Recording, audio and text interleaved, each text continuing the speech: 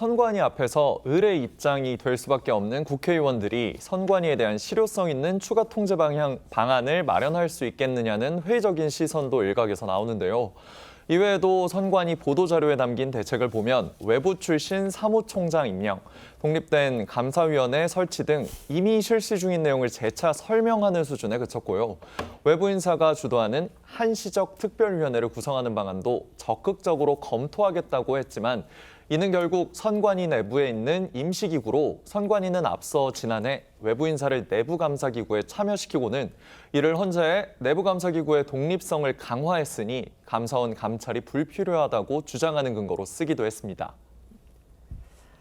이처럼 선관위는 이렇게 결국 핵심은 이겁니다. 우리가 알아서 잘할 테니까 좀 맡겨달라. 결국 이제 그겁니다. 하지만 그게 과연 제대로 잘 될 수 있을지 의문인데요. 당장 감사원 감사에서 적발됐던 채용 관련자 10명이 아직도 선관위에서 근무하고 있다는 그런 사실이 드러났습니다.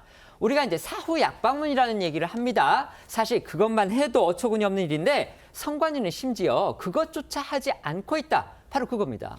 네, 선관위는 어제 입장문을 통해 고위직 자녀 채용 등의 문제를 원천 차단했고 채용 비리가 있었던 것으로 드러난 지방공무원 대상 경력 채용 제도는 실시하지 않고 있으며 앞으로도 실시하지 않을 예정이라고 밝혔는데요.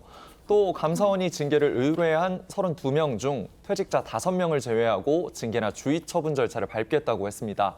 하지만 특혜 채용에 수혜를 입은 고위직 자녀 10명이 여전히 선관위에서 정상 근무하고 있는 것으로 파악돼 논란입니다. 관련해 선관위 관계자는 연합뉴스에 감사원이 징계를 요구한 직원들은 채용 과정에 관여한 간부 또는 인사 담당자들이고 채용된 당사자에 대해서는 징계를 요구하지 않았다며 징계 요구가 없었기 때문에 정상적으로 일을 하는 것이라고 설명했습니다.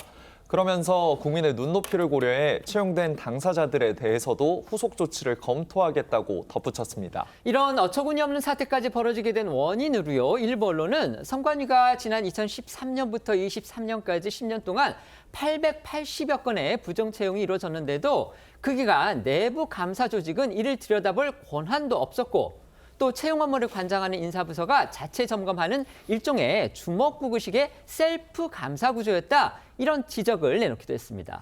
외부의 견제를 받지 않는 독립된 구조의 선관위 특성에 내부 자정 시스템 미비까지 겹쳐 지금과 같은 특혜 채용 문제가 골마갔고 사태를 키웠다는 진단인데요.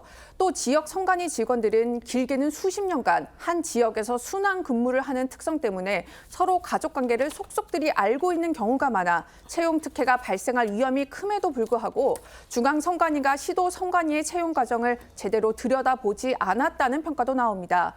이 관련해 동아일보에 따르면 2019년 한 지역 선관위에 경력 채용 원서를 제출한 지원자에 대해 채용을 총괄하던 담당자가 따로 불러 티타임을 갖는 등 다른 응시자들과는 다른 대우를 보였는데 이 지원자는 채용 담당자 동기의 자녀였다고 보도했는데요.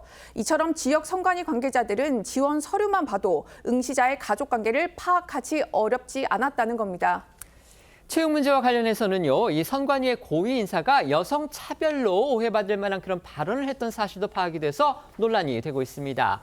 박찬진 전 사무총장이 당사자로 알려졌는데 박 전 총장은요, 사무차장 시절, 그러니까 2인자입니다. 사무차장 시절에 인사 담당자한테 신입 직원에 여성이 많다, 이렇게 성차별적 요소가 다분한 지적을 했다고 합니다. 그러면서 정작 본인은 총장으로 승진하고 난 다음에 자신의 딸을 특혜 채용을 하도록 했고요.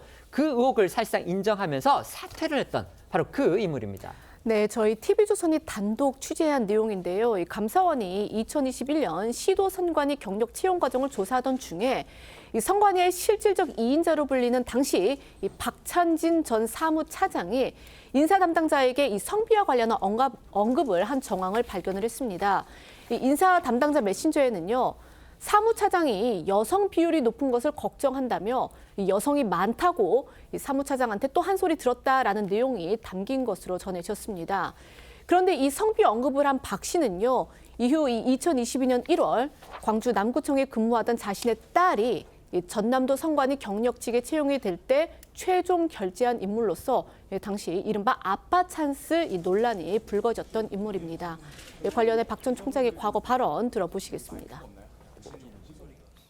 총장님의 자녀는 지난해 3월 선관위로 이직해서 7개월 만에 승진했고 이거 아빠 찬스 아닙니까? 승진 문제는 저희들은 오기 전에 그 이전 기관에서 충분히 근무했던 그 기간 아빠 찬스 아닙니까? 예?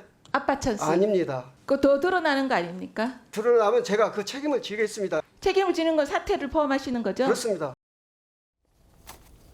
박 전 총장은 당시 딸 채용 특혜 논란과 관련해 도의적 책임을 진다며 사퇴했는데요. 하지만 박 전 총장의 딸은 2023년 7월 업무 배제 조치됐지만 지난해 총선을 앞두고 복귀해 지금도 재직 중인 것으로 알려졌고요.